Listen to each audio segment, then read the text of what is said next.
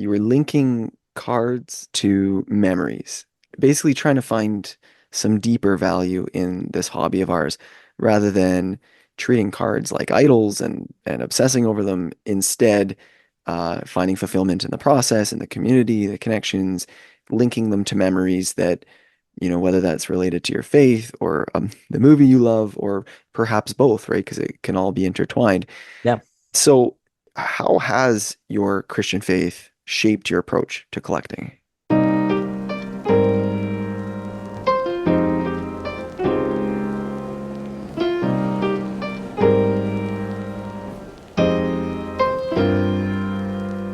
What is up?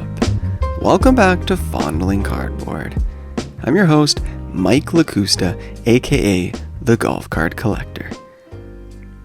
I don't know if you could tell by my nasally voice, but here in the Lakusta household, fall has definitely arrived because all those germs are coming home from preschool and we're already on to sickness number 2. So hopefully this isn't one of those 6-month-long sickness winters, but it's sure looking like it's starting that way. But here at the Fondling Cardboard headquarters, we are pumping out episodes, rain or shine, in sickness and in health.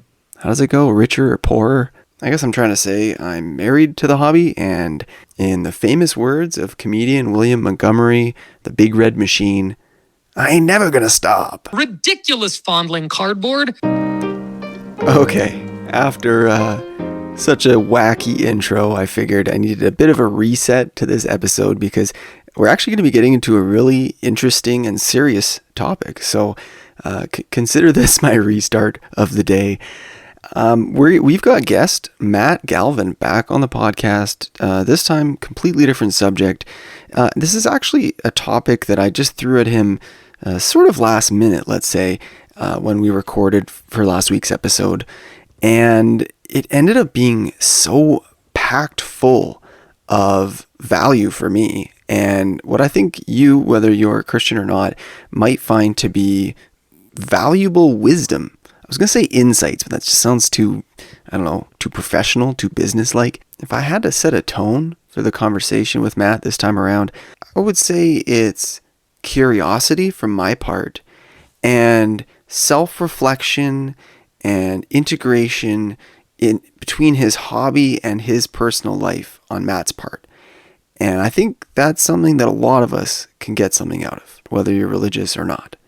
Now that I've teased the conversation a little bit, allow me 1 minute just to get a few things off my mind. For one, what the heck is going on with Canada Post?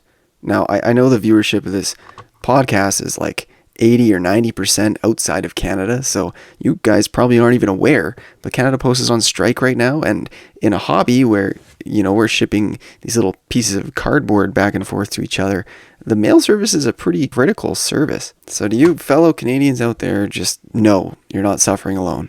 And then I want to do a quick mailbag as well. Actually, before we get into the mailbag questions, I actually did get some mail, and funny enough, I just talked about the mail service not running, and it was a fellow Canadian that shipped something to me, and we had to use UPS. Amazing service, got here in 1 day, and I've talked before about cards that I collect that I don't even really post. I don't share, I don't talk about that much.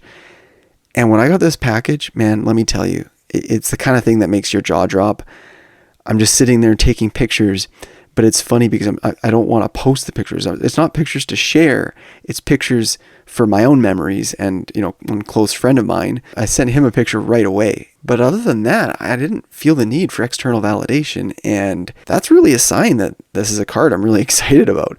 So anyways, I'm sure I'll share it sometime. But let me just bask in my joy right now for receiving some awesome cards in the mail. And I'm sure someday I will share on my Instagram at the Golf Card Collector and on our Facebook group, Golf Cards and Memorabilia, this amazing card autographed by one of the absolute legends of the game.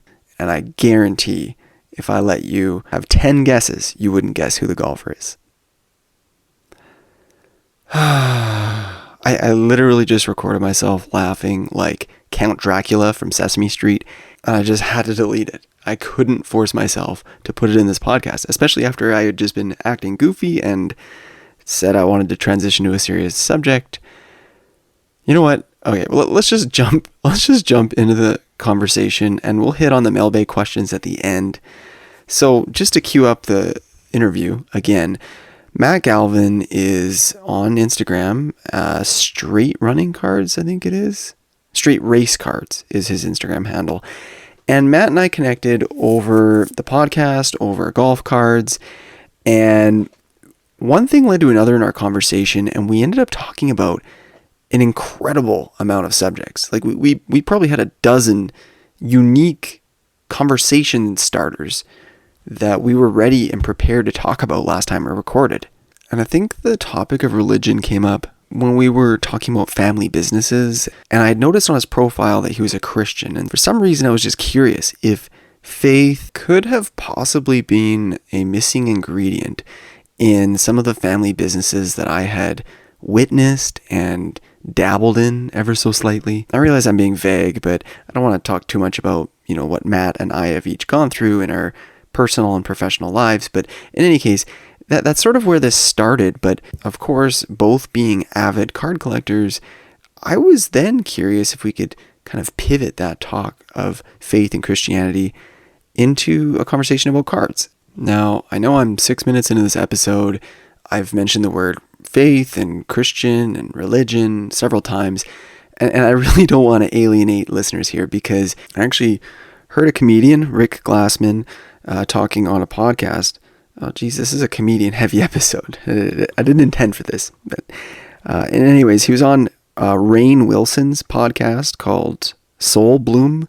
And for those of you who don't know, Rainn Wilson is Dwight Schrute from The Office. And they talked about something that Rick Glassman said on stage one time, because, and I'm paraphrasing terribly here, but he basically said, if I bring up religion right now in this stand-up comedy set, I'm going to lose half the audience.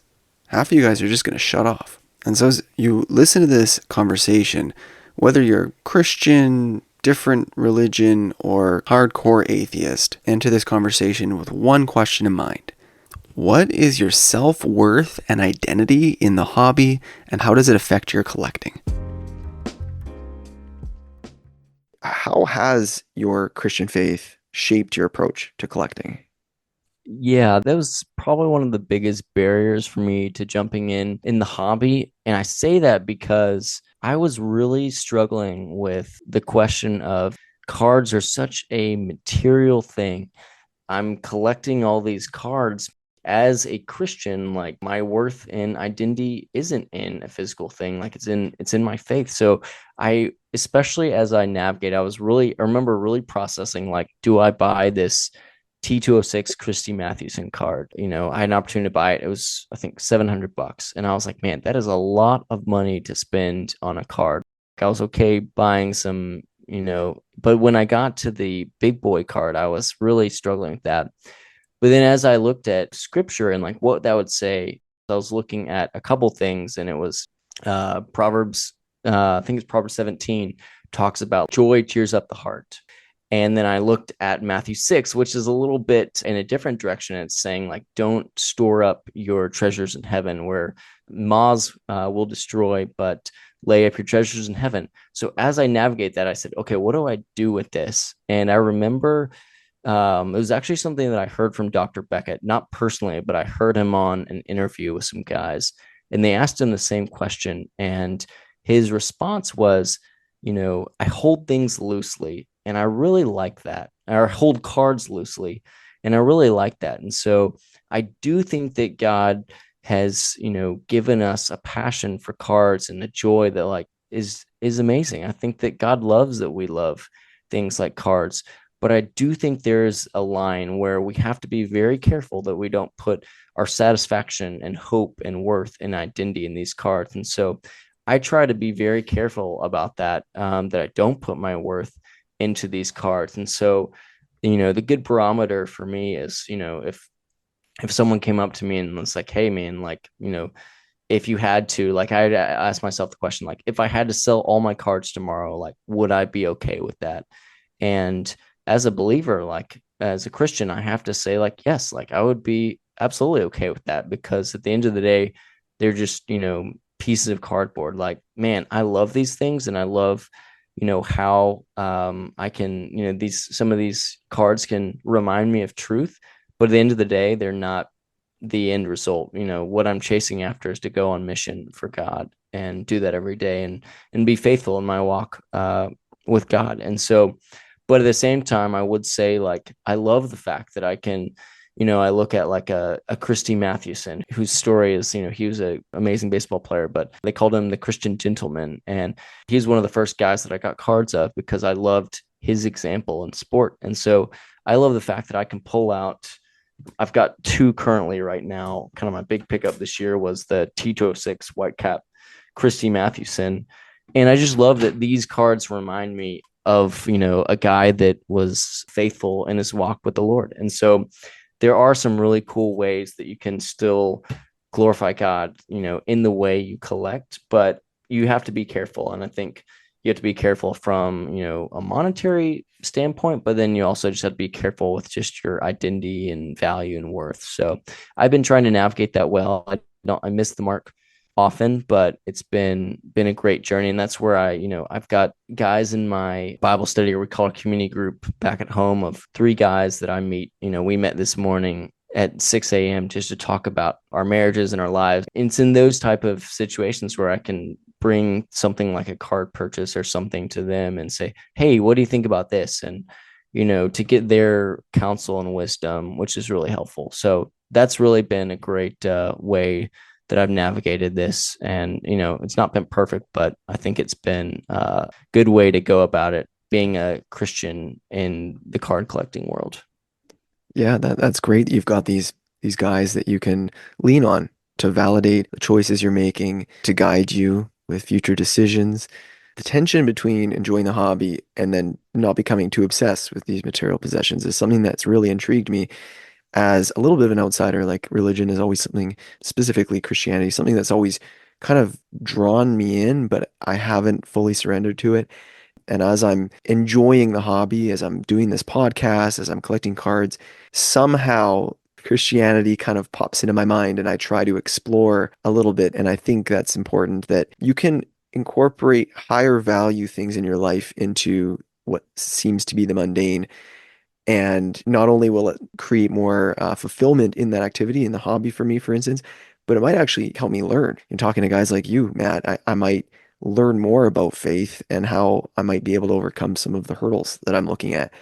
Do you have any spiritual practices, let's say, or principles that guide not only like how you collect, but also in how you like limit your involvement in the hobby because you don't want to obsess over this material possession?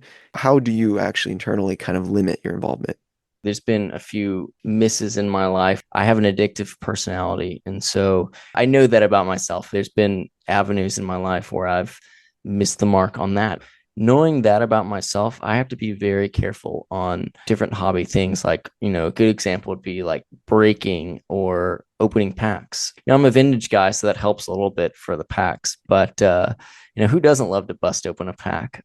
Be really, really careful. And, I don't think that those things are necessarily bad, but I know myself. Those things aren't a sin, but I know myself, and I know that I could quickly go down a path that I would say like does not glorify God in the way I collect. Should I go into those avenues? And then, yeah, I think the other big thing is like keeping my wife and then my community involved with purchases. Sometimes my wife will keep me in check where I'll like be like so engrossed. She does a great job of appreciating that, but then there's also times where she's like, hey, like maybe you step back for a little bit on cards and take a little break. And so like I remember there was a season where I had really kind of just like I was on the forums all day long. I was, just spending a lot of time and putting a lot of my just mental focus into that. And so my wife was like, hey, why don't you take a little break? And so during Easter season, if you're familiar with Lent, it's like the tradition of giving something up. I was like, hey, like, it's not a huge commitment, but I just want to remind myself of the things that are true. And so I took a week off of, YouTube or, Net54, all the different things. I took a week off and said, I'm just going to catch that next week. And it was so like I just look back and I'm like, I'm so glad that I did that. Just reminded myself. And then I came back into the hobby feeling more refreshed. And honestly, it was one of the funniest things. I remember I got like that week, it was like the Monday that I started. I got a packet, like a random package from a guy. I knew he was a collector, so I knew there was cards in there. And I thought, like, really, like as soon as the week starts, I get this like unknown mystery package. I had no idea what was inside. And so I was like, all right, I gotta wait. So I waited a week and it was so fun because I opened up the package and ended up this guy knew I was a track collector and he sent me some like, some obscure cards of Emil Zatopek, who's this amazing Olympian, as well as he sent me a T206 Hall of Famer because I knew I was a T206 guy. And I was like, my doors were blown off by the generosity of this guy. But I look back at that and I'm like, man, I just showed like, I don't know, God was faithful to me in that little moment of like, it's, seemingly small of, hey, I'm going to give a week off of cards. But I felt like little just blessing that I'd received in being able to give God, that's not always how it works. It's not always circumstantial, but I remember just being really blessed by that package. So it was a really fun way to kind of get back into the hobby, is opening that package up. And it was also a good reminder as I drew away from cards, just to remind myself of what was true. Amazing. I give you full kudos for that week off because those who are outside of the hobby might look at that and think like it doesn't seem like a big deal. But Yeah, my wife was like, "Really? That's it? Like, that's not a big deal." I was like, "Well, for proper collector, not opening your phone in the morning and scrolling through your eBay save searches, yes, responding to all the comments that you're seeing on socials, whether it's Net54 or traditional social media accounts, it is it can be all consuming in the hobby. So I mad respect for taking that break, mad respect for incorporating your faith and letting that guide your decision making and not swaying too far from center, let's say, from the proper path. And you shared some pretty awesome advice, let's say. I mean, you didn't outright frame it as advice, but I too have an addictive personality. I would say a vast majority of people in this hobby probably fall somewhere on that end of the spectrum. And uh, a lot of the advice that you've learned from your Christian faith is the advice that myself and others have had to kind of learn the hard way, whether that's knowing yourself and accepting that about yourself and trying to have some checks and balances in place and being mindful and careful about the decisions you're making and not letting your impulses take control, but rather using your, logical, rational brain and thinking things through. But the one that really kind of uh, is really going to keep me up thinking tonight is keeping your family, your wife, your community involved in your purchases because um, hopefully I'm not the only, well, actually, hopefully I am the only one, but sometimes, I might spend money on cards and it might not be cards that I necessarily needed, or even if it is, one of the top few cards in my collection, I might feel a little shy about the amount of money I spent on it. And it isn't something I've told my parents or my wife, and I have my own sure. separate hobby funds. And so, um, I think I need to reflect on that a little bit and maybe if I can really build up the courage, incorporate an aspect of that into my collecting experience. Yeah, well, I think you'll be surprised by that. I think it keeps each purchase, something that to me I feel like it becomes more of a joy, or sometimes it's, hey, maybe I don't need this card. I think it's always good to never walk in, isolation, but to loop community in. And I know you might do this, but I think it's always good. Like, when I was buying this Mathewson earlier this year, I looped in a few trusted friends that were in the hobby and said like, hey, what do you think about this purchase? Here's what it costs. Here what comps say.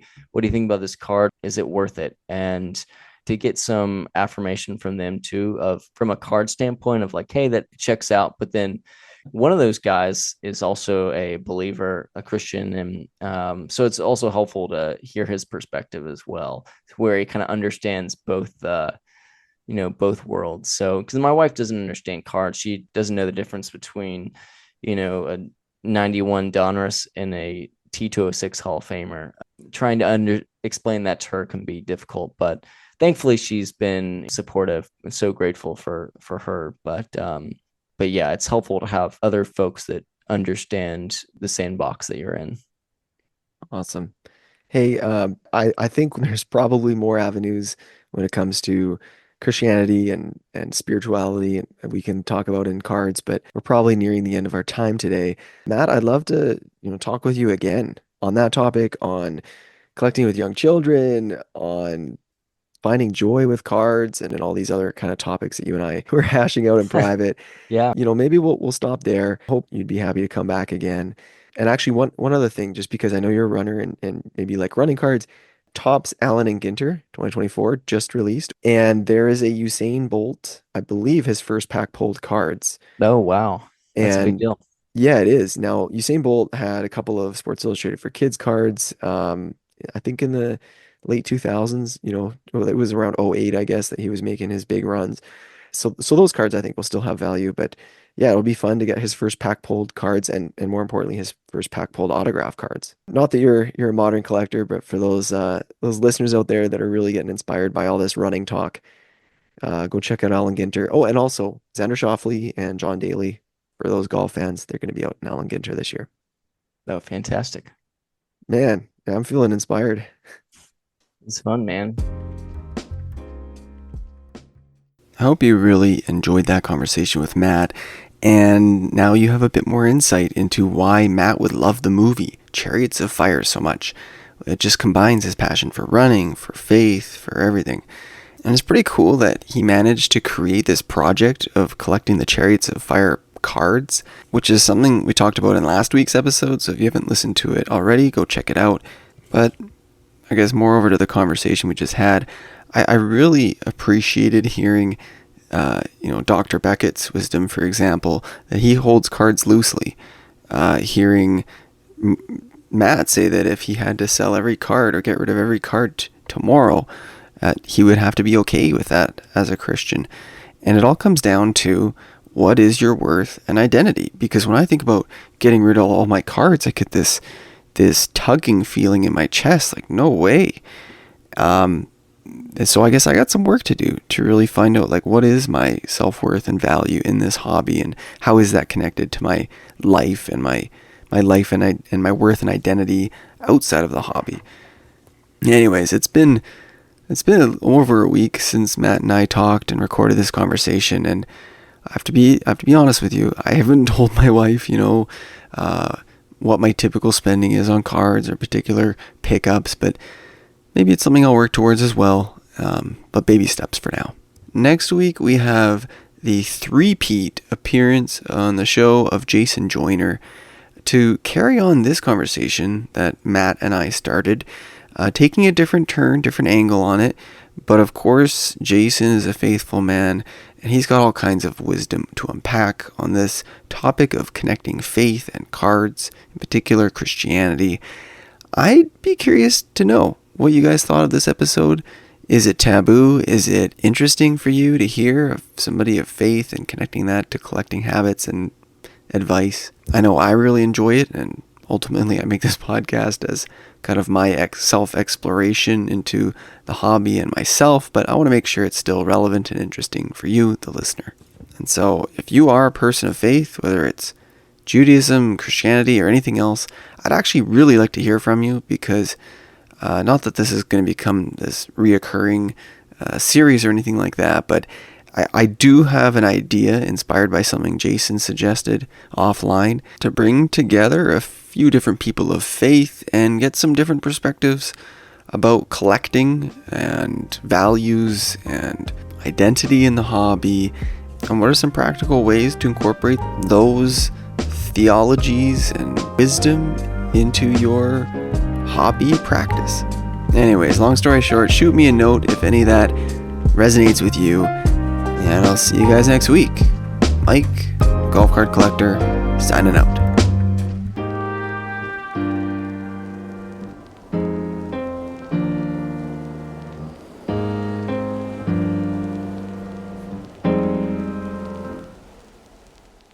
Ridiculous, golf card collector.